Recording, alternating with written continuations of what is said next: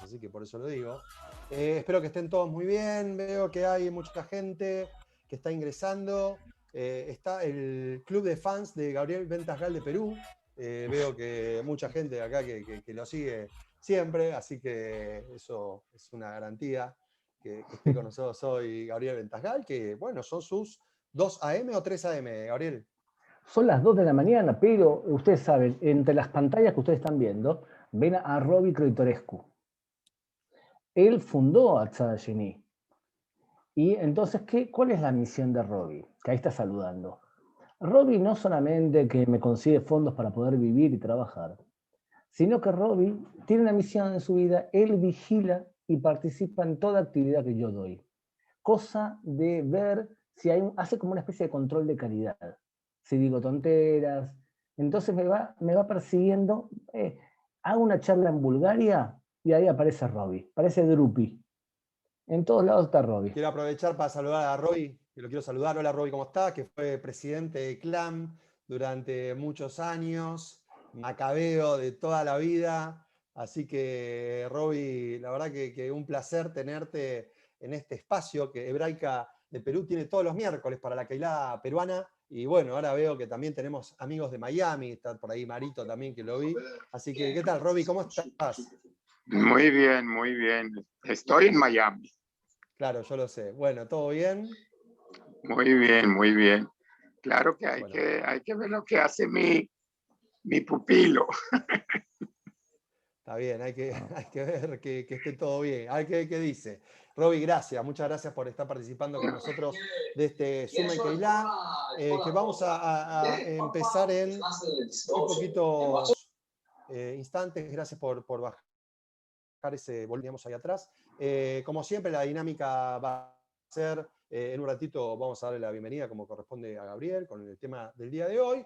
Y después de su exposición vamos a abrir esto a un diálogo. Las preguntas, por favor, las dirigen directamente al chat y el chat lo va a estar recibiendo directamente Dafna. Y las preguntas me llegan a mí, yo después las paso y hacemos de esto un diálogo bien llevadero. Así que si les parece y si estamos todos de acuerdo, vamos a comenzar con el Zoom en Keilah del día de hoy. Y bueno, qué mejor que tenerlo a Gabriel Ventasgal. Muchas presentaciones a veces no hacen falta cuando una persona ya se presenta con su nombre y apellido. Digo, es un logro y es un reconocimiento de parte de todos saber que si vamos a charlar con Gabriel, vamos a hablar de política israelí, vamos a hablar de Aspará, vamos a hablar de un montón de temas que tienen que ver con Israel y el tema tiene que ver, obviamente, con las elecciones que muy pronto se estarán dando en nuestro Estado judío, en donde nuevamente vamos a tener a Benjamin Netanyahu como una de las personas que va a estar en búsqueda de continuar con su mandato. Vamos a hablar de qué pasa con esta democracia israelí, esta única democracia en Medio Oriente. Así que, Gabriel, ¿cómo estás? Bienvenido otra vez. Muchas gracias. Ante todo, hay una pregunta por acá. ¿Qué pasa con mis cortinas? Parece que se han hecho famosas las cortinas del fondo, porque en cada entrevista de lo que sea, de televisión, lo que sea, aparecen las cortinas atrás. Les explico, son las 2 de la mañana en Israel y por lo tanto, mi esposa me echó de la habitación, que son donde están las cortinas, y me tengo que alejar de todo lugar donde duerme alguien. Entonces, ¿dónde estoy? En mi cocina. Y este es la pizarra donde anotamos cosas, misiones para los chicos. Así que no hay cortina, sino que está la pizarra negra detrás. Bueno, es una charla de entre casa entonces que estamos haciendo con vos, ¿te parece? Por supuesto, excelente, un placer. Buenísimo, Gabriel. Vamos entonces, somos todos oídos, adelante. Muy bien, en general, y si se acuerdan cuando fuimos a Perú varias veces, yo lo que explico es que la democracia israelí es una democracia que está demostradamente democracia. De hecho, no existe el término democracia perfecta, o sea, todas las democracias tienen problemas. Y por eso los especialistas en temas políticos suelen utilizar el término correcto que es poliarquía. Y poliarquía es el deseo de ser una democracia perfecta, porque democracia perfecta no hay. Entonces, revistas de renombre, como por ejemplo The Economist, hace cada 2 años una encuesta para ver el nivel de poliarquía de los países. ¿Y cómo lo mide? Lo que dice The Economist es, voy a preguntarle a la gente sobre cultura política. de los israelíes o de otros países. Cuanto más cultura política tenga la persona, más democracia va a ser. Cuando haya más partidos políticos y más oferta política, más democracia va a ser. Cuando haya derechos individuales de los seres humanos dentro del país, más democracia va a haber. Cuando el gobierno decida algo y la gente lo cumpla, más democracia va a haber. Y por último, cuando haya libertad de prensa, entonces más democracia va a haber. Y de esa forma hace una tabla. Y contrariamente a lo que a veces decimos los israelíes, la democracia israelí en este momento está en el puesto 28 en el mundo. Mucho más alto, por ejemplo, que la democracia peruana. Mucho más alto. Israel es una democracia que está en un nivel parecido a Francia, que tiene problemas, tiene inestabilidades, pero sigue siendo una democracia muy fuerte. Entonces, es evidente que Israel es una poliarquía fuerte. Sin embargo, tenemos un problema que lo venimos arrastrando ya varias elecciones. Y es que tradicionalmente, cuando tú ibas a votar, tú votabas por 5 formas de pensar. O sea, ustedes cuando votan en Perú, utilizan un sistema que se llama unipolar, significa univectorial. Se vota en Sudamérica de acuerdo a una división de formas de pensar. Aquella persona que piensa que el gobierno tiene que intervenir mucho en la economía y en la sociedad, y que tiene que jugar en esta intervención para conseguir justicia social, va a ser considerado un gobierno de izquierda. Y un gobierno que dice, no intervengo para nada y dejo que los actores jueguen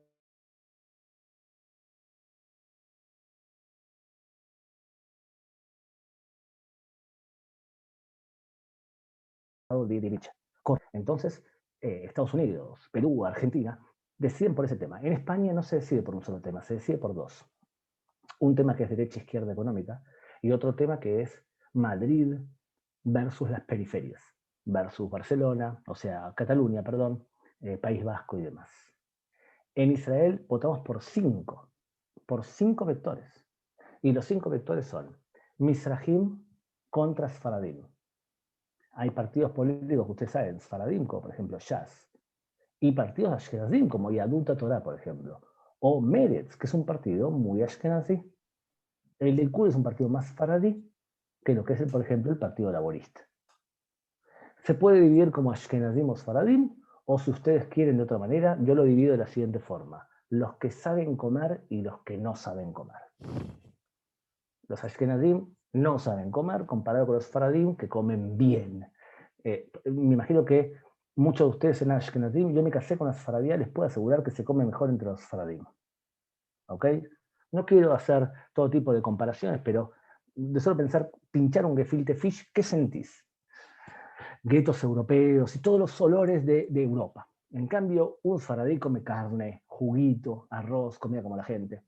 Entonces, la primera diferencia es entre Ashkenazim y Sfaradim. Hay partidos políticos que son más Sfaradim que Ashkenazim.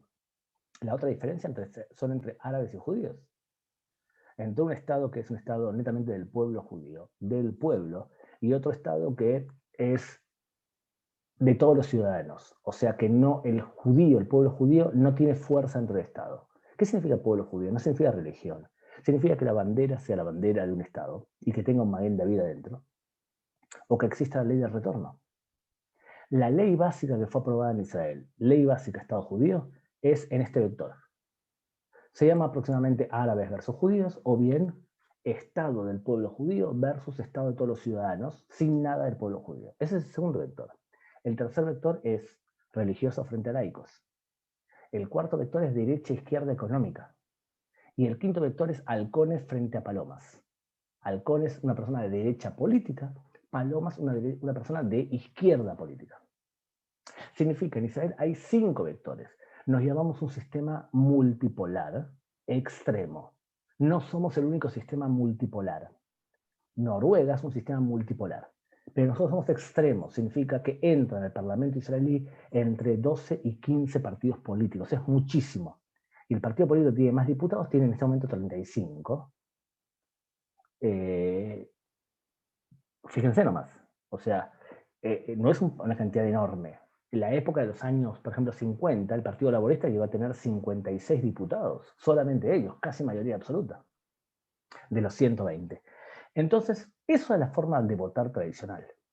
Sin embargo, En las últimas elecciones hemos entrado en una dinámica diferente y el mapa político de Israel se divide entre Bibi Netanyahu o anti-Bibi.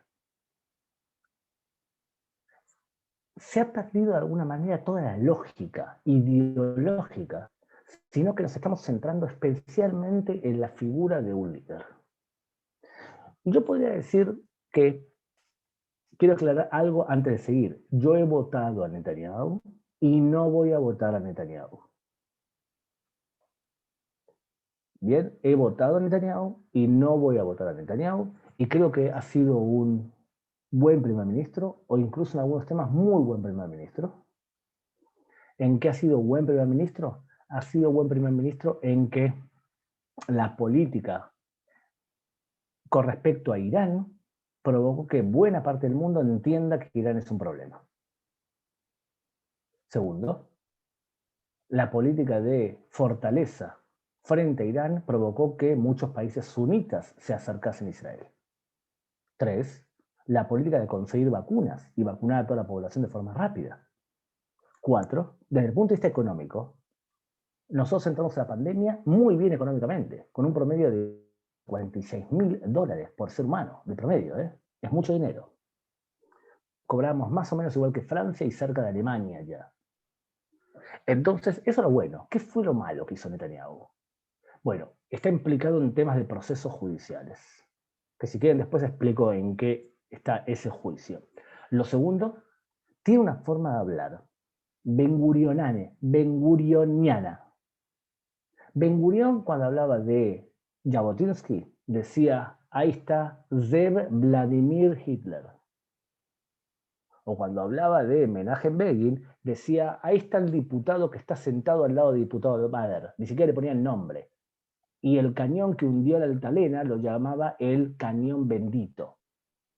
Ben-Gurion era un enorme primer ministro. Y de la misma forma que digo esto, era muy agresivo hablando contra quien no pensaba como él. Y Netanyahu tiene lo mismo, pero más carisma. O sea, es muy duro contra la oposición y todo aquel que no está con él es considerado para él de forma automática de izquierda. Teniendo en cuenta que la izquierda en Israel no tiene en este momento buen nombre, esencialmente desde el proceso de Oslo o del fracaso de Camp David en el año 2000 que terminó en intifada. Entonces, ahí tenemos otra cosa. Tercero, no desarrolló ningún líder alternativo. Le cortó las alas a todo lo que le hacía un poco de sombra. Fíjense, por ejemplo, no nombró en sus cadencias a ningún ministro de defensa o de exteriores que le haga sombra. Se salvó un poco el ministro de Economía, que puso a Israel Katz como ministro de Economía de su propio partido, pero destruyó a toda la oposición. Y su forma de gobernar es muy ben-gurioniana también y menos parecida a Levi Eshkol. Levi Eshkol era el primer ministro que buscaba amigos, buscaba alianza, buscaba que la sociedad se una. Netanyahu todo lo contrario, y no solamente eso, supeditó su alianza a los partidos ortodoxos. Entonces, en Israel en este momento es muy difícil que ustedes escuchen muchas veces a alguien hablar como lo estoy hablando yo, porque estoy diciendo, ha tenido cosas muy buenas, ha tenido cosas muy malas, pero lo que ocurre en Israel actual es que Netanyahu despierta iras como Bolsonaro, Trump y Cristina Kirchner. Tienes tú a una cantidad de personas que le sienten hacia Netanyahu un odio visceral, que no importa lo que él diga o haga, lo van a interpretar de manera nefasta, y uno de esos factores es la prensa israelí. Y tienes, por otro lado, personas que consideran que Netanyahu es irreemplazable y que es una especie de semidios y no importa lo que haga Netanyahu, lo van a apoyar. Y es el rey de Israel. ¿Por qué no voy a votar a Netanyahu? Justamente porque a mí no me gustan los reyes. Y yo creo que un primer ministro que ya está 12 años en el poder, más 3 de la cadencia anterior, tiene que dejarle un espacio ya a otro, y necesitamos, en este momento de Israel, unirnos. La brecha nos puede hacer daño, y por lo tanto, unirnos es lo mejor que nos puede pasar. Esa es la razón fundamental.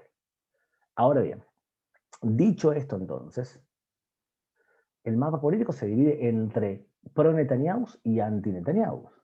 Entonces, Yo voy a hacer el siguiente ejercicio. Fíjense en este mapa, en este cuadro que les estoy marcando aquí.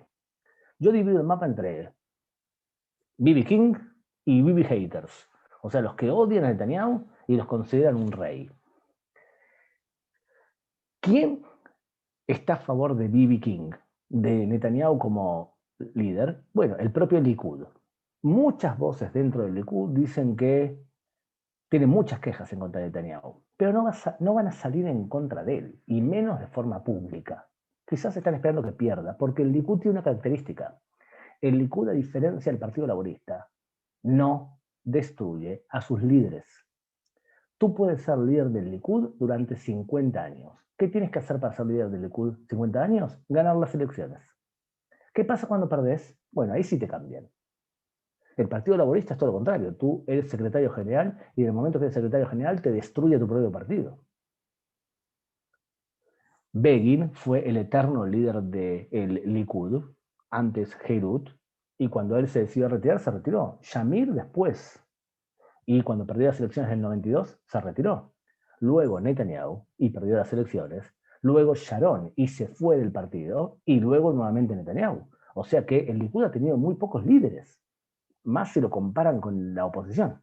O sea que ahí tenemos a Netanyahu. Tiene en las encuestas más o menos 29, 28 diputados. En algunas encuestas le han dado 27 y yo aconsejo siempre darle al Likud más o menos 2 diputados más. Hoy creo que está en 30 diputados.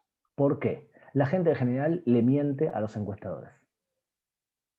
Y los que le mienten en general perjudican siempre a la ortodoxia y al partido Likud. O sea que más o menos yo lo sitúo alrededor de unos 30. Shas y Yahut Torá, Shas el partido ortodoxo de Sfaradim, y Yahut Torá, el partido de los Ashkenazim, juntos suman 15 diputados. Ellos de forma natural se unen a Netanyahu. Netanyahu les ha dado muchos fondos para sus yeshivot y demás. Y además, para Netanyahu los gobiernos con la ortodoxia son indispensables. Y además, ideológicamente, los conservadores se suelen unir. La pregunta del millón es si alguno de estos partidos estaría dispuesto a no ir con Netanyahu. Lo que sí sabemos es que hoy declaran que quieren a Netanyahu de primer ministro. O sea que si ustedes suman 30 del Likud, más o menos, más 15 de los ortodoxos, ya tienen ahí 45 diputados. Y luego está el sionismo religioso, que es un partido de muy derecha, que tiene incluso a cahanistas dentro de su lista. Este partido del sionismo religioso, que aparece en el cuadro como Sion Rel, tendría aproximadamente 4 o 5 diputados. Calculen 4 diputados, 54. Si ustedes tienen ahí, perdón, tienen 50 más o menos, 49-50. Si ustedes tienen 49-50, la pregunta del millón es si Yamina, el partido de Naftali Bennett, que es sionismo religioso, pero que tiene muchos lazos con los laicos, ellos declaran, nosotros no queremos a Netanyahu de primer ministro, pero no lo boicoteamos, no decimos que no vamos a estar en gobierno con él. La pregunta del millón es ¿qué va a hacer Yamina? Pero si ustedes ven todo este cuadro que estoy marcando acá, Likud, los ortodoxos, sionismo religioso y Yamina, se acercan a los 60 diputados. ¿Quiénes son los que odian a Netanyahu? ¿No quieren de ninguna manera estar con Netanyahu? Bueno, la lista árabe unificada tiene 9 diputados. Meretz, en la última encuesta incluso Meretz no supera el umbral de votos. O sea, no tiene los 3.25 votos necesarios para entrar a la Knesset. Puede ser que Meretz no entre en este parlamento y tiene hoy 4 diputados según la encuesta de hace unos días más atrás. Entonces, Meretz, calcúlenle 4. ¿Qué pasa con Meretz? ¿Por qué hay gente que no vota a Meretz? Que es un partido de izquierda política y de izquierda económica. Porque muchos votos de Meretz pasaron al Partido Laborista, que se ha recuperado desde la elección de Meiram Mijaeli como secretaria general, y hoy estaría recibiendo entre 6 y 7 diputados. O sea que la izquierda en Israel recibiría 10 diputados. Y por supuesto no quieren a Netanyahu de ninguna manera. ¿Quién más no quiere a Netanyahu? Lieberman, que es un partido tradicionalmente de derecha, pero en esta campaña es totalmente antirreligioso. Se subió a la ola de odio hacia los religiosos por cómo trataron ellos la pandemia y ha hecho una campaña esencialmente antirreligiosa. Y los votos le dan aproximadamente 7 diputados. Yesh Atid de Yair Lapid anda por los 18 o 19 diputados, que creo que es lo que va a recibir al final de toda la elección. Y luego tenemos al nuevo partido de ex-Likud, que recibe votos de la izquierda también, recibe los votos de Cajol Labán, de lo que era Cajol Labán. Es el partido de Gidon Saar, se llama Nueva Esperanza, Tikvah Hadashah, y tiene entre 13 o 14 diputados. Es un partido esencialmente políticamente de derecha, pero declara y dice de forma contundente, no vamos a sentarnos con Netanyahu. Entonces tenemos a Cajol Labán, ¿se acuerdan Cajol Labán, Benny Gantz, que en las últimas elecciones compitió contra Netanyahu? Bueno, él está rezado todos los días para pasar el umbral del cierre. Yo no estoy seguro que va a recibir 4 diputados. Pero puede ser que reciba 4 o 5 diputados. O sea, todos los que están acá son claramente pro-Bibi. Yemina no tenemos muy claro, y todos los que están acá son anti-Bibi. Pero fíjense que todos los que están anti-Bibi no son homogéneos. Sentar en un mismo gobierno a Yemina, por ejemplo, o a Lieberman con la lista árabe, no parece muy racional. Ahora bien, ¿cómo funciona el sistema de elecciones en Israel? La gente va y vota.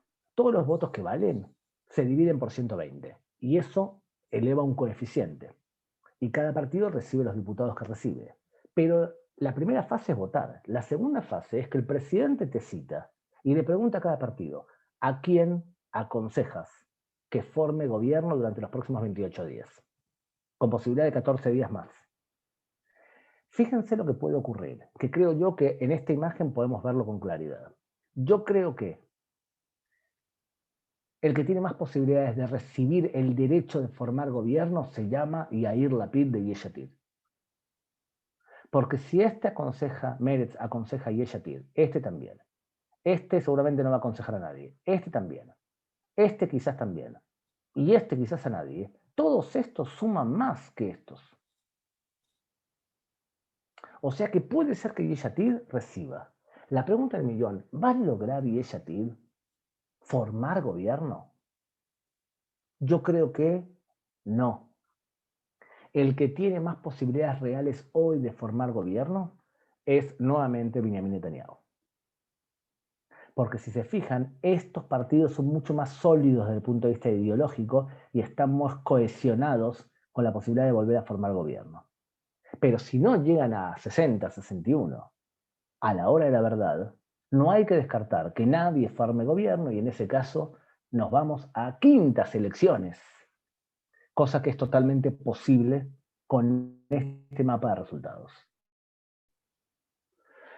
Por lo tanto, ¿puede ser que Israel vote nuevamente por Netanyahu? La respuesta es sí. ¿Pero por qué? ¿Por qué estamos tan enamorados parte de la población de Netanyahu? Lo voy a explicar de manera muy simple.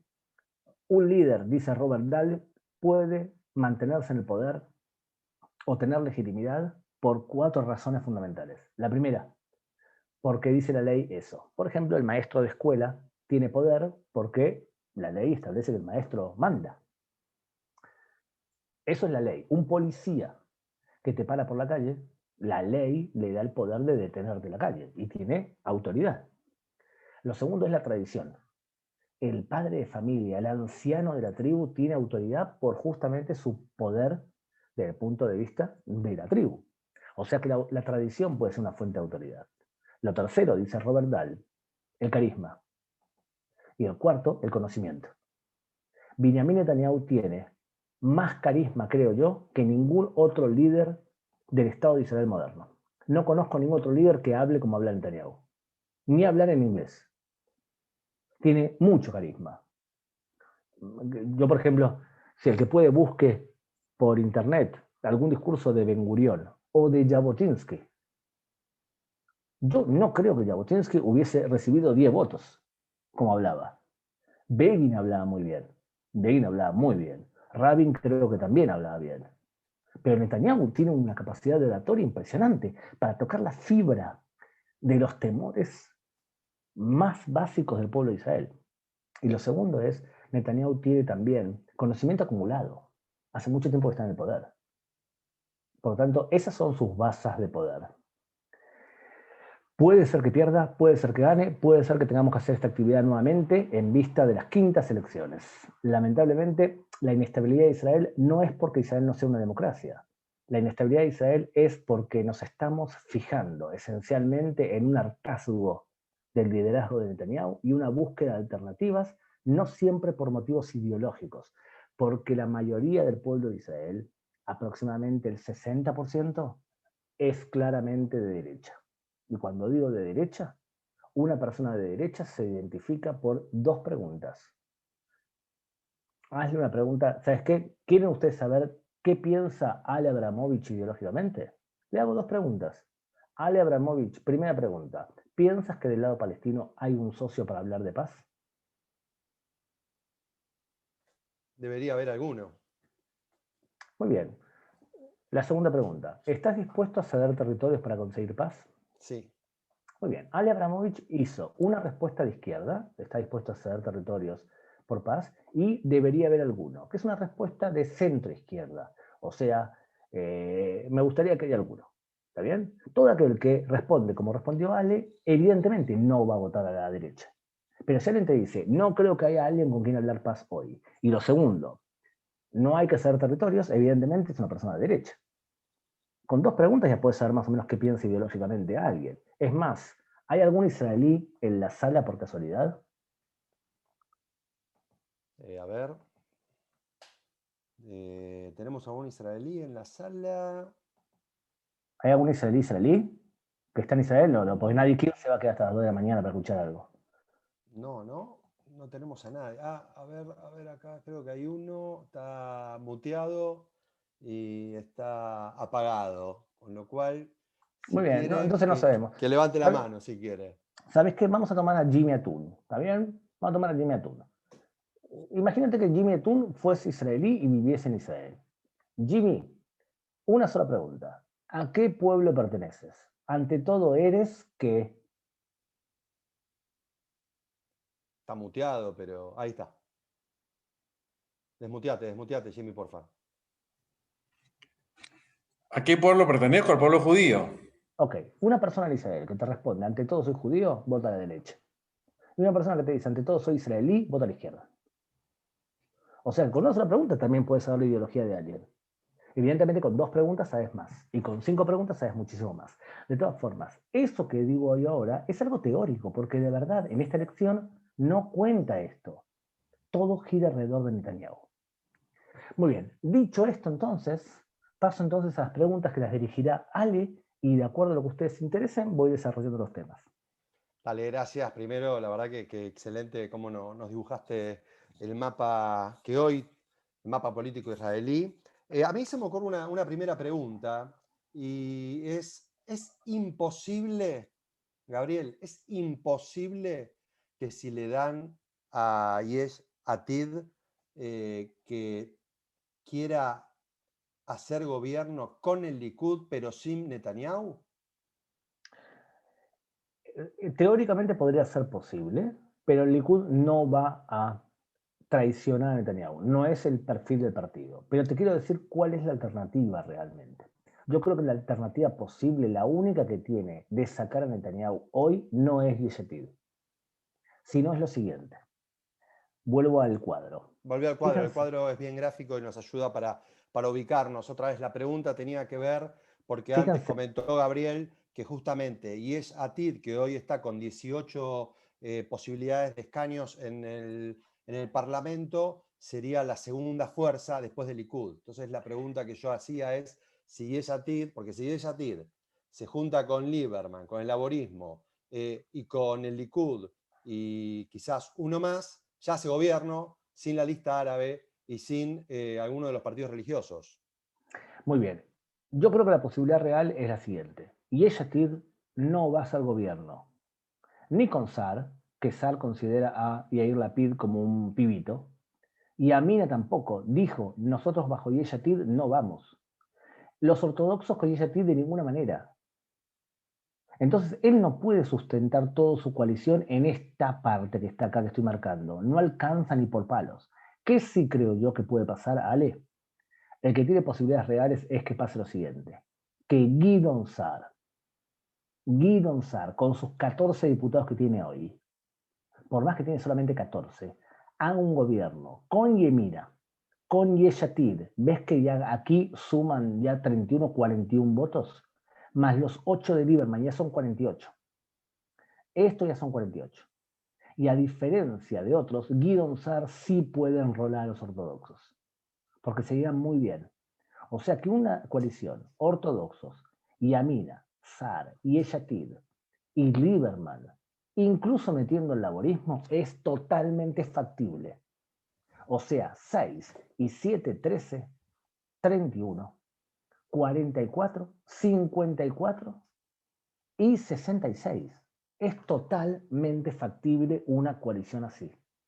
Eso puede provocar que Netanyahu renuncie y que quizás el Likud haga una coalición después con todo este bloque. Es totalmente factible. ¿Ok? Es posible. El problema que va a ser que va a ser un primer ministro que tiene solamente 14 diputados, pero tiene todo el apoyo de todos los demás. ¿Por qué? Porque él ocupa el lugar de centro, es partido bisagra. Sin él no se puede ir para ningún lado. Y además porque los israelíes, el segundo lugar, fuera del Likud, fuera de Netanyahu, cuando le preguntas al israelí, ¿quién pensás que puede ser primer ministro? Si no es Netanyahu, ¿sabes cuál es la respuesta? Guidon Saar, que era del Likud.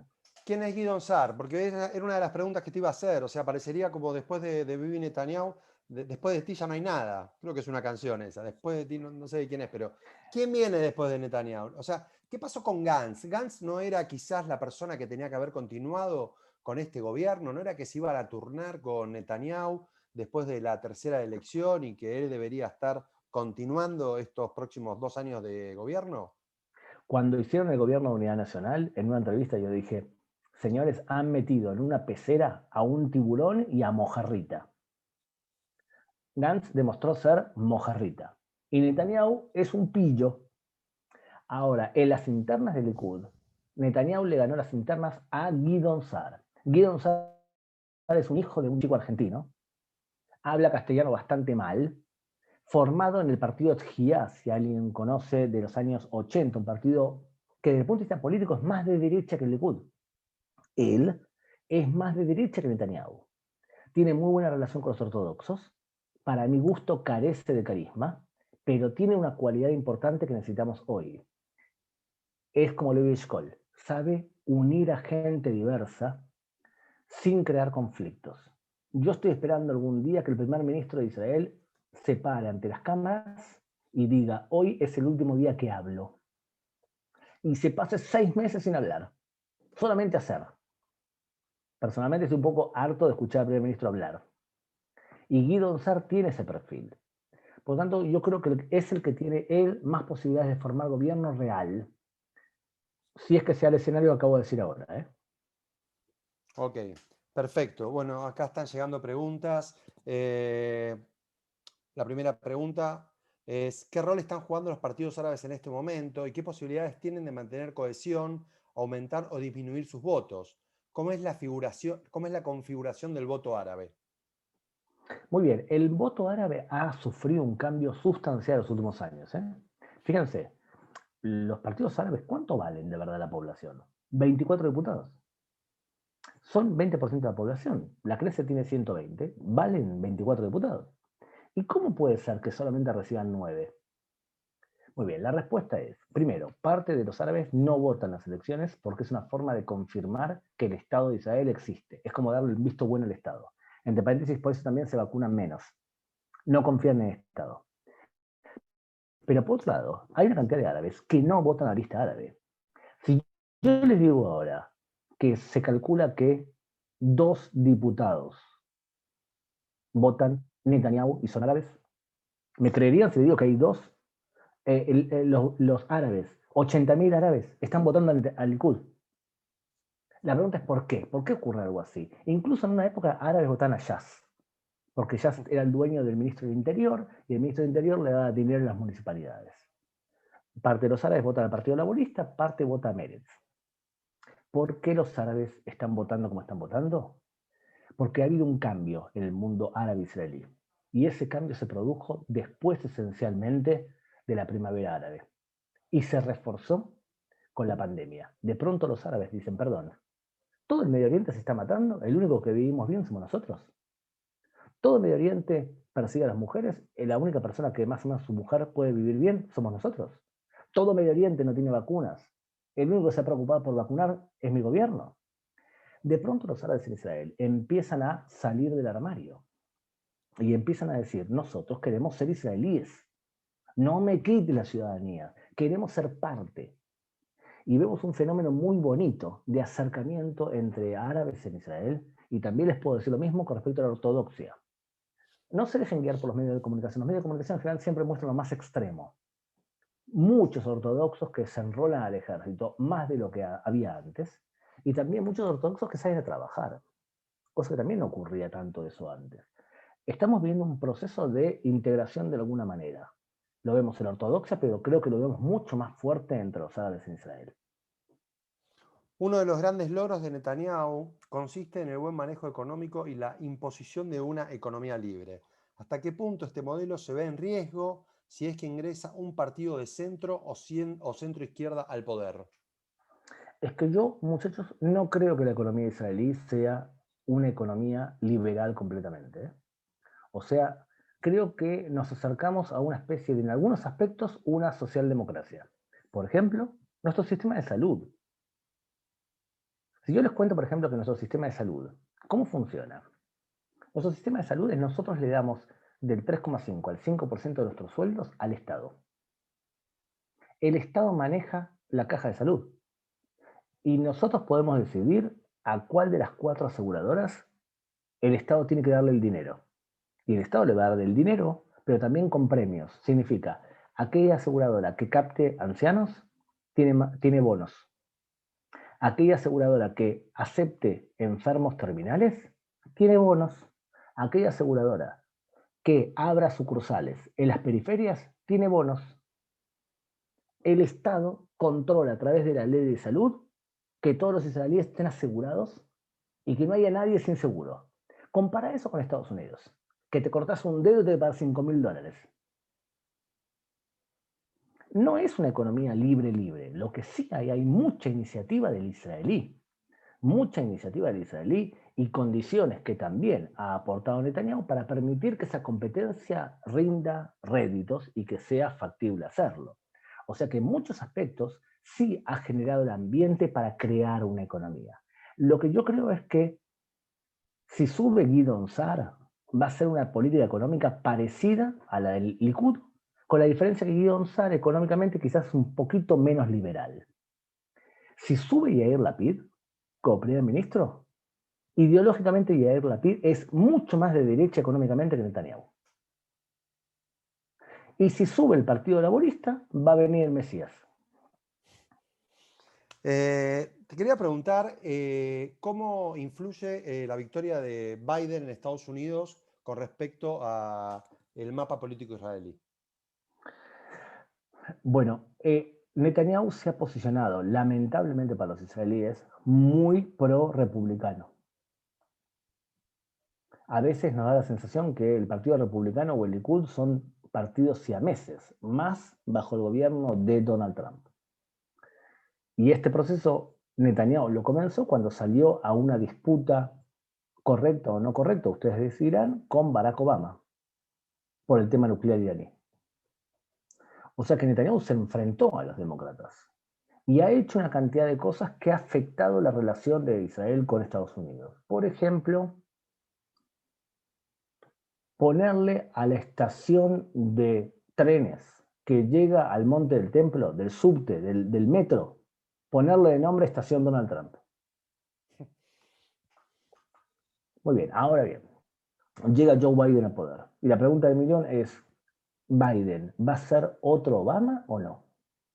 Porque si va a ser otro Obama, probablemente va a explotar el Medio Oriente otra vez, porque Obama para el Medio Oriente fue una desgracia.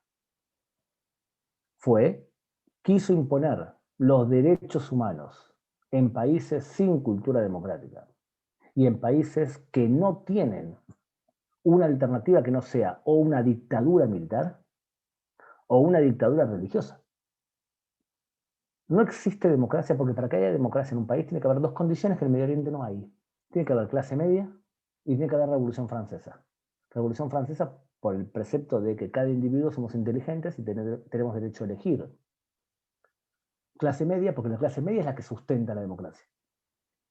Entonces en Medio Oriente no hay eso. Y viene Barack Obama y dice que me gustaría que sea todo democráticos, y lo que hace es traicionar a presidentes como Hosni Mubarak o como otros presidentes que los traicionó. Porque acá la alternativa en Medio Oriente es o dictadores, como dijimos, o el Islam radical. Entonces Barack Obama fue un desastre para el Medio Oriente. Ahora, ese desastre se tradujo en un pacto nuclear que tenía más agujeros que un queso gruyère. Y eso nos puso en peligro también a nosotros. ¿Por qué tenía agujeros? Porque le permitía a Irán seguir estudiando cómo enriquecer uranio de manera mejor. Y le permitió a Irán seguir aprendiendo cómo armar una cabeza nuclear. Y además le permitió a Irán desarrollar misiles más exactos capaces de portar una cabeza nuclear. Todo eso para nosotros es terrible. Y encima Irán tiene una cultura en donde se puede mentir. Por lo tanto, ni los inspectores de la Organización Internacional de Energía Atómica tampoco tenían fidelidad de que podían realmente revisar lo que estaban haciendo. Todo eso ha creado un vacío, que Donald Trump salió de ese acuerdo. Ahora, Robert Malley, que es el representante de Biden para negociar con Irán, en Israel es considerado una persona muy peligrosa, porque piensa que la mejor forma de mantener Irán calmo es cediendo como si fuese Chamberlain con Checoslovaquia. Y eso nos preocupa muchísimo. La pregunta del millón es si la política va a ser impuesta por él o si va a ser impuesta por Biden. Si la política va a ser impuesta por Robert Malley, puede ser que tengamos un problema muy serio y que esto termine desencadenando en un enfrentamiento físico más grande con Irán. Bien, seguimos con preguntas de nuestro público, que son bastantes. ¿Los ortodoxos aceptarían una coalición con presencia de Lieberman? En principio no, pero si el primer ministro es Guidon Saar, con el cual tiene muy buena relación, y Guidon Saar le da ciertos beneficios, y ellos no tienen alternativa, puede ser que acepten. Imagínate que le permiten ser, por ejemplo, ministro de vivienda, cosa que les permita construirle más casas a los ortodoxos. Es algo atractivo para ellos. ¿Cuál es la diferencia? Con Netanyahu son indispensables. Con Saar no son indispensables. O sea que tienen menos fuerza para poder exigir más.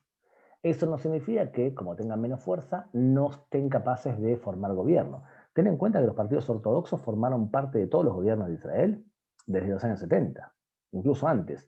Lo que es Yamina hoy, el partido Mizrahi, el Mafdal, siempre formó parte de todos los gobiernos de Israel desde la creación. La ortodoxia prefiere estar como parte del gobierno, evidentemente. O sea que hay posibilidades. Cediendo lo que necesiten ceder para participar y para ser parte del gobierno. Claro, pero yo tengo otro escenario. Imagínate que Guidon Saar no mete a Lieberman. 7 diputados menos. Pero recibe toda la ortodoxia, 15 diputados. Igual tiene mayoría. Igual le conviene. Debería hacer ese gobierno teniendo en cuenta que va a tener a Meretz y a partidos de izquierda también, ¿no? Bueno, pero Meretz puede quedarse afuera. El Partido Laborista no puede quedarse afuera. ¿Y qué dijo el Partido Laborista? Mira, Mijaeli, estoy dispuesta a sentarme con todos los partidos menos con Netanyahu. O sea que ella abrió la puerta para una coalición. Por eso te digo que el escenario, si no es Netanyahu primer ministro, creo que va a ser Saar o elecciones. No creo que sea Lapid. ¿De qué depende? De los números. Si el Likud recibe 32 diputados y Yamina recibe 10 y todos juntos suman 61, va a ser un partido muy de derecha, pero va a ser un gobierno con Netanyahu como líder. Si los números no responden a lo que estoy diciendo, bueno, el escenario cambia. ¿Qué porcentaje de...? Porque las votaciones en Israel no son obligatorias, ¿no es cierto? Entre el 60 y el 75% de la gente que esté inscrita para votar, vota. Y eso está bien, es por un descontento, porque un 30% es mucho que no participe de elecciones tan trascendentales. ¿Es desinterés? ¿Es no creer? ¿Es la falta, el vacío de liderazgo? ¿A qué crees que se debe? Bueno, en las últimas elecciones sí había cierto cansancio, pero de verdad los datos mienten. ¿Y por qué mienten? Porque en Israel solamente podés votar si estás en Israel. ¿Sabés la cantidad de votantes israelíes que están dando vueltas por el mundo, que trabajan en Estados Unidos, que están en Alemania, que están viajando el día de la elección? Un montonazo. ¿Cuántos son los que están en Israel a ojo y votan? 85%. O sea, hay una cantidad importante de gente que vota en Israel. Pero hay una cantidad de gente importante que no está en el país en el momento del voto. Yo sé la cantidad de veces que no voté porque no estaba en Israel. Por lo menos 5 veces. Es bastante. Mira, Es Robbie bastante. Kretorescu tiene posibilidad de poder votar. Él es israelí. ¿Que acaso él en Miami puede votar? No tiene No, chances. solamente si fuese sheliach de la agencia judía o si fuese embajador podría votar en embajada. Pero él no puede votar y tiene derecho a votar. Pero es un 30%. Estamos hablando de casi, ¿cuántas personas? Estamos hablando de, ¿cuántos votantes son? ¿5 millones? Aprox, sí. Más o menos cada diputado vale 40.000, 45.000 votos. O sea que entre 4 millones, 8 y 5 millones que tienen derecho a votar. Mirá. El tema palestino, ¿es un tema de agenda? ¿Es parte, va a mover la aguja en estas elecciones? Ya no es un... Contundente, no. ¿Sí? No. Contundente, no. ¿Pasó a ser una serie de Netflix el problema palestino? Y pasó a ser lo siguiente. ¿Viste cuando te hice las dos preguntas? Y te hice la primera pregunta. ¿Pensás que hay alguien para negociar de los palestinos? Tu respuesta fue, me gustaría que sí, o esperemos que Claro. sí.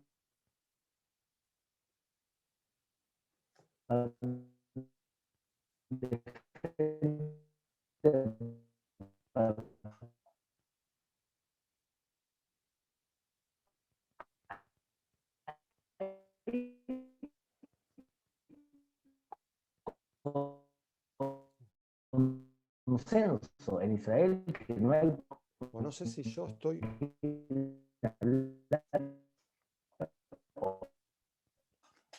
mucha gente. Bueno, un ratito, Gabriel, te cuento que Que nos se te... hace juicio la. Gabriel, creo que se te tildó el internet de Gabriel, efectivamente, tuvo un problema de internet y desaparó con esta pregunta que justo nos quedó en el medio. Pero bueno, vamos a invitar a todos a que si tienen preguntas que las sigan haciendo. Vamos a tratar de recuperar el satélite, parezco esa gente de la tele. Vamos a tratar de recuperar la charla con Gabriel, así que les pido un instante, a ver si vuelve.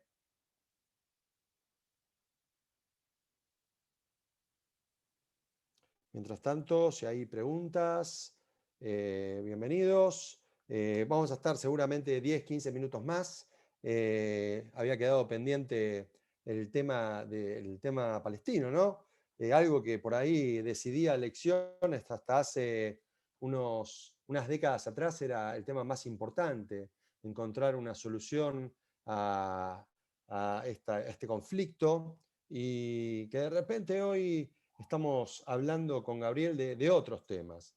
Estamos hablando de cómo... Ah, ahí está otra vez Gabriel y te ¿Cómo la remaste? doy... ¿La remaste bien? Conté unos chistes y... No, mentira. Estábamos contando un poquito de qué estuvimos hablando, y quería otra vez hacer el prólogo acerca de la temática del conflicto de Israel y Palestina, ¿no? Que antes era antes se decidía por eso. Vos empezaste la charla con 5 vectores y antes ese era el vector. Sos de derecha porque querés tener una posición con respecto al conflicto, o sos de izquierda porque tenés otra. Y hoy me decís, definitivamente, no es parte de la agenda, no mueve la aguja.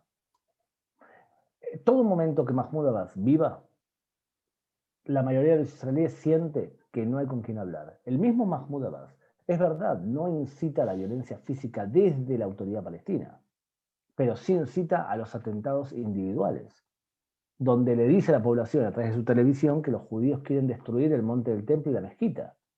Y por lo tanto, el paso siguiente es decirle a la población, ¿es que acaso no vas a hacer nada para defender las mezquitas? Y eso provoca que un tipo levante a la mañana, tome un cuchillo e intente atentar contra alguien. Cuando tú le pagas desde la autoridad palestina y gastas el 11% de tu presupuesto en pagarle a presos que asesinaron israelíes, y cuando el preso va a recibir dinero de acuerdo a la cantidad de años que está en prisión, cuanto más años, más dinero. ¿Y quién recibe más dinero? Aquel que está más años. ¿Y quién está más años? Aquel que asesinó más gente. O sea, si asesinas más gente te van a pagar $3.500, $4.000 de sueldo desde la Autoridad Palestina, y eso es el 11% del presupuesto de la Autoridad Palestina. El mismo Mahmoud Abbas es el que va y que pidió que la Corte Penal Internacional demande a Israel. Bueno, la gran mayoría de los israelíes, Ali Abramovich querido, no te va a decir que Mahmoud Abbas es un socio ni que el Hamas es un socio. Y por lo tanto, el segundo paso sería, bueno, ¿a quién le entregamos territorios? ¿Cuándo un Estado palestino? Tiene que haber alguien enfrente que sea responsable. Por lo tanto, yo no creo que el tema palestino sea un tema hoy relevante, de ninguna manera. Y además, más que nada cuando la teoría de Netanyahu, que decía que se puede firmar paz con los países árabes sin pagar el peaje palestino, se demostró ser cierta. Iba a ir para ese punto justo, Gabriel, porque en cuánto influye, incluso para la economía palestina, que Israel hoy tenga acuerdos de paz con los países del Golfo. Algunos de esos países me imagino que eran parte de los que financiaban quizás la vida y la economía palestina. Menos los países árabes. O sea, los países árabes se han destacado por hablar a favor de los palestinos y hacer absolutamente poco o nada. Prometer dinero y no pagar. En el Medio Oriente se burlan de los palestinos. En serio te digo, ¿eh? No solamente se burlan de los palestinos, se burlan incluso del acento de los palestinos. Escucha, hablé con muchos árabes que me dicen, es los que hablan peor árabe de todo el Medio Oriente. Realmente, la imagen de los palestinos no es buena. Preguntar a un libanés, ¿por qué comenzó la guerra civil? Y te voy a decir, por los palestinos. La imagen es realmente mala. Entonces los países árabes dicen, nosotros durante años hablamos a favor de los palestinos y protegimos a los palestinos. Pero ahora, en una época que ya no nos queda petróleo, o sea que vamos hacia un mundo sin petróleo, o menos dependencia de petróleo, donde Irán nos amenaza, y donde nuestra población se puede levantar en nuestra contra por un tema religioso o por un tema político, ¿nosotros qué queremos? Se pregunta el rey de Emiratos Árabes o el rey de Arabia Saudita o el de Bahrein. ¿Qué queremos? La respuesta es simple, sobrevivir. Y si para sobrevivir vamos a tener que acercarnos a Israel a costa de traicionar a los palestinos, lo vamos a hacer. Y es lo que está ocurriendo.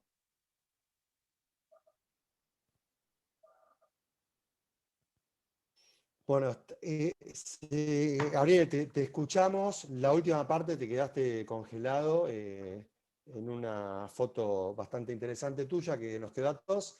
Pero creo que por lo menos para la última pregunta vamos a tener que recurrir a que apagues la cámara para poder escucharte bien. ¿O el problema soy yo? Me parece que el problema soy yo porque al estar en la cocina, espera que estoy fijándome a ver si puedo conectarme por otro internet, un segundito. No. ¿Me están escuchando más o menos mal? No, Gabriel, el problema es de El Ale. problema de Ale. Ale se Ah, acaba de desconectar lamentablemente. bueno, pero es muy simple. Alguien que le diga a Ale, por favor, que se soluciona simplemente pagando la cuenta. Ahora le vamos a Uno paga, avisar. claro, cuando uno paga la cuenta, en general tiene internet. Sí, por lo general pasa eso. Claro. Pasa eso. Nada, queríamos saber si alguno tiene más preguntas. Ahí está volviendo Ale. Lo dejamos a Ale que siga. Muy bien. Muy bien, para terminar. Para terminar, ¿se han dado cuenta que ha ocurrido algo en las últimas semanas? Y es que cuando usted prende la televisión y aparece el nombre de Israel, en la inmensa mayoría de mensajes y noticias, nuestra imagen es positiva, muy positiva. Y en un mundo en general que iba hacia la idea de que no había fronteras y que éramos todos una gran humanidad y que éramos supranacionales, cuando hay una crisis en serio, las personas vuelven a casa y vuelven a pedirle al Estado que te proteja. Y cuando un Estado tiene presencia, entonces la gente se siente protegido. Y los israelíes, porque el deporte nacional de los judíos es quejarnos, ustedes saben perfectamente, el que fue presidente de una comunidad sabe que en el momento que tú tomas el cargo de presidente, todo el resto de la humanidad te va a criticar y va a decirte cómo hacerlo mejor. Pero de verdad es que hay muchas cosas que ha pasado en este país que han sido buenas y que demuestran que el Estado está presente, desde conseguirnos las vacunas, incluso si es pagando más, hasta el desarrollo de cómo se vacunó la población, la reducción del contagio, los aportes económicos para que la gente que no puede seguir trabajando siga recibiendo dinero del Estado. Son una cantidad de cosas que son buenas. Evidentemente las críticas hacia Netanyahu son duras. ¿Por qué abrió el aeropuerto para la gente que se iba de vacaciones a Emiratos Árabes? ¿Por qué tardó tanto un tiempo en liberar la economía? ¿Por qué se recortó dinero de la salud y hay tantos muertos? ¿Por qué cada decisión que toma tiene que ver con alguna cuestión política? ¿Por qué no obligó a los ortodoxos a cumplir las reglas mejor? Un montón de porqués. Lo que pasa es que el israelí en general promedio no sabe muchas veces qué pasa en el resto del mundo. Y cuando tú ves otros países que ni siquiera tienen vacunas, empezás a valorar el hecho de que te pueden vacunar en un bar, o te pueden vacunar en el Shuk Mahané Yehuda, o te pueden vacunar, por ejemplo, en un bosque del Keren Kayemet de Israel, porque ha ocurrido todo eso también. Cuando me toca entrevistarme con muchos medios de comunicación y les explico lo que estoy explicando ahora, muchos periodistas se quedan con la boca abierta. Porque dicen, ¿todo eso pasa en tu país? Y en Paraguay o en Uruguay no llegan vacunas todavía. Y nosotros tenemos hoy en día 3,5 millones de personas ya vacunadas con la segunda vacuna y 5 millones y algo con la primera vacuna. O sea que, si usted forma parte de la comunidad judía, si siente algún tipo de amor hacia Israel o se siente identificado con Israel, yo creo que como israelíes tenemos que sentirnos muy, pero muy, pero muy orgullosos del país que tenemos, con todas las críticas que podemos tener y con todas las críticas hasta nuestros gobernantes, y por el hecho de que somos un pueblo con un ADN inconformista. Me gustaría que muchos israelíes vean lo que dicen de nosotros en el resto del mundo. Mucho mejor de lo que nosotros hablamos de nosotros mismos. Así que creo yo que es el momento de hacer una asbará positiva, explicando lo que pasa en Israel, porque realmente tiene cosas muy, pero muy elogiables, y que tiene que ver con el hecho de que somos un Estado a la vieja usanza. Significa donde queremos que haya un pueblo que tiene unas fronteras y que la gente dentro de las fronteras es protegida por el gobierno cuya misión es permitirle al ciudadano seguir viviendo.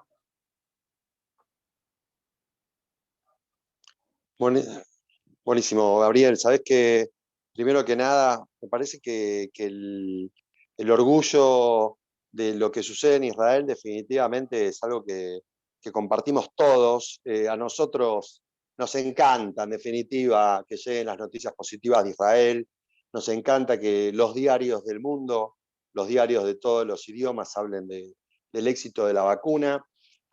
Ojalá que el éxito de la vacuna sea un éxito comprobable con el correr de los tiempos, sería maravilloso. Y qué bueno que Israel tuvo se iluminó para hacer esta corrida veloz para poder vacunar a toda su población, demostrando que lo primero, en definitiva, que les importó fue la salud de su gente, cosa que realmente, por lo menos a mí como judío, y creo que muchos de los que estamos acá, nos enorgullece muchísimo recibir estas noticias de Israel. Me gustaría, yo sé que a pesar de que son casi un poquito más de las 3 de la mañana para vos y que tenés otra charla, de hecho ahora sos casi un octámbulo, podemos decir, me gustaría darle la palabra a Benami Gromman, que tiene una pregunta para hacerte, así que si me permitís, le vamos a dar micrófono a Benami para su pregunta. ¿Puede ser? Muchas gracias, Ale. Tengo malogrado el sistema de chateo y aprovecho para saludar a todos y a Gabriel en particular. Hay una pregunta que tengo reservada. ¿Cómo va a afectar la reciente decisión de la Corte Suprema de permitir la conversión no ortodoxa en Israel? ¿Puede cambiar la posición de Lieberman en alguna forma? Muchas gracias a el John Connery de Perú. Si ustedes lo pueden ver, es muy similar a John Connery. Ustedes hagan con los que tienen las cámaras prendidas, díganme si estoy en lo cierto. Eso no es. ¿Quién? ¿Quién? Benami. Benami es el John Connery de Perú, claramente. John Connery dice que eres. Sí. Muy bien. No creo. Muy bien. Dicho esto, lo siguiente. Estamos viendo un problema, Benami, con la Suprema Corte de Justicia. Yo creo que es el problema más grave que tiene Israel hoy. Su Suprema Corte de Justicia. Porque, ¿cómo explicarlo de manera simple? El problema que hay en la Suprema Corte de Justicia es que los diputados no deciden. Y entonces toda disputa política pasa a la Suprema Corte de Justicia a través de algo llamado Bagatz. Y la Suprema Corte de Justicia, que tiene 15 jueces, está impregnada por una filosofía activista ideada por un expresidente llamado Aharon Barak. Y Aharon Barak lo que decía es, entre otras cosas, que hay que interpretar el espíritu de la ley. Entonces, a veces se cancelan leyes escritas claras bajo la premisa que es el espíritu de la ley era diferente. ¿Me sigues? Eso ha provocado que la ideología del juez influya a la hora de interpretar la ley, mucho más allá de lo que dice la ley escrita. Y la mayoría de los jueces de la Suprema Corte de Justicia tiene una filosofía liberal, a veces muy liberal. Y entonces la izquierda en Israel siente que la justicia es parte de su partido. Y la derecha dice que la justicia es una sucursal de Meretz. En el marco de lo que te acabo de explicar ahora, Benami, puedes entender cómo va a interpretar la ortodoxia la decisión totalmente justa de permitir que una conversión por los conservadores o los reformistas sea reconocida para la ley del retorno. ¿Por qué es completamente justa la decisión? Porque durante 15 años el Suprema Corte de Justicia le dijo al gobierno, decidan de una vez por todas, y el gobierno no decidió. La justicia dijo, bueno, nadie decide, decidimos nosotros. Y decidieron que valía. Creo que fue una decisión correcta en ese caso. El problema que hay es que si tú sumas todas las decisiones incorrectas que hizo la justicia, contradiciendo la ley escrita bajo el espíritu de la ley, ahí tienes que se han ganado muchos enemigos dentro de los partidos conservadores en Israel y ortodoxos. Bueno, la respuesta está dada, Benami.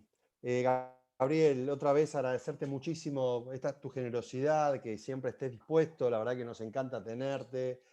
Ojalá que la próxima charla sea hablando de un nuevo gobierno, de una posibilidad de que Israel tenga, no sé, que elijan bien, que elijan con ganas de seguir desarrollándose, que sea lo que tenga que ser, ¿no es cierto? La verdad que quizás tengamos una quinta elección, no sé qué va a pasar. Vos sabés que en Perú también estamos muy prontos a tener elecciones, tuvimos un año movido acá en Perú, ya tuvimos 3 presidentes y ahora va a haber elecciones en abril, así que el tema de elecciones, de democracias, yo lo llamo la falla de la democracia, quizás.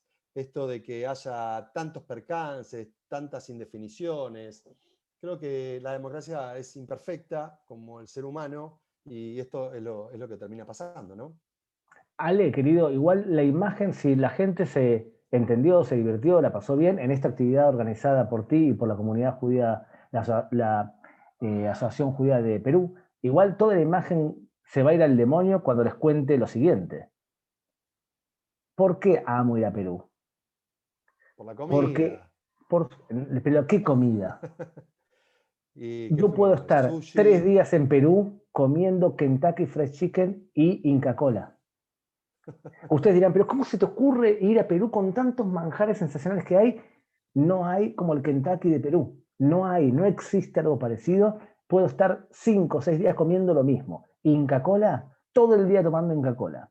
Y ni hablar que le compro ropa a mis hijos en polos azules. Yo sé que puede ser vergonzoso, pero mis hijos están muy felices cada vez que vengo con 7, 8 camisetas de fútbol con el mismo precio que compraría uno en el otro lugar del mundo. Toda mi imagen de persona seria acaba de ser destruida explicándoles mi verdadero interés en Perú. Es la verdadera identidad, ¿viste? Como Superman y Clark Kent. Está la persona que charla y está el que después va a polvos azules, lugares que te he acompañado también. Hemos ido ahí con tanta visita que tuviste y hemos ido a comer a lugares muy ricos. No sabía que tu preferido era Kentucky, pero bueno, no te voy a llevar a Kentucky cuando vengas. Ojalá que vengas pronto, Gabriel querido. La verdad que nos encanta tenerte acá. Ojalá que nuevamente podamos volver a viajar. Y a cualquiera de los que están acá, que van a Israel, saben que simplemente tienen que llevar en el bolso de mano una Inca Kola para Gabriel, que va a ser bien recibida. Les cuento a todos que la semana que viene vamos a tener una charla con el Moré León Pardo, quien va a hablar de la reencarnación en el judaísmo. Eso va a ser el próximo miércoles a las 7 de la tarde. Después vamos a estar en vísperas de estas elecciones en Israel. Va a venir Pesaj. Esperemos que todos con mucha salud. Gracias, Gabriel. Buenas noches para vos, buenas noches para todos. Les agradezco muchísimo que nos hayan acompañado. Disculpen los problemas técnicos que pudimos haber tenido. Y otra vez, Gabriel, lo mejor para vos y que esté todo bien en Israel, que tengo muchísimas ganas pronto de volver a vernos allá en Jerusalén. Un abrazo, muchachos. Que tengamos todos solamente salud. Gracias. Salud para todos, señores. Un placer nuevamente haberlos recibido en esto que es Sumen Keilah. Como siempre, Dafna, Jaslito, gracias por estar del otro lado apoyándome continuamente en este programa casi que tenemos. Y a todos desearles una buena semana, que terminen hermoso esta semana, que tengamos un marzo espectacular, disfrutemos de este lindo mes que todavía hace calor, que pronto nos abran el club, que es lo que más queremos, volver a reunirnos otra vez en Hebraica, disfrutar de nuestro hermoso club. Ojalá que terminemos marzo juntos en nuestro querido Hebraica y que los chicos que empezaron el colegio lo hayan empezado de la mejor forma, en el colegio León Pinelo, que hayan sido excelentemente bien recibidos por los Morim. Y bueno, vamos para adelante con todo. Gracias, Gabriel. Les mando un saludo a todos. Buenas noches. Buenas noches.